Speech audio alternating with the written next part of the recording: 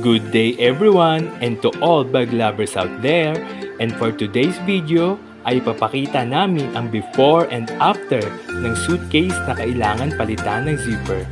Salamat po sa aming customer sa pagtitiwala sa King Bags Restoration. At ating pong nakita ang issue ng suitcase. At ito na nga po ang after ng suitcase matapos itong magawa.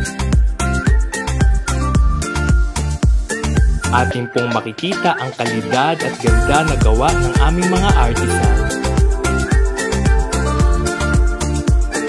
Yun lamang po. See you in our next video.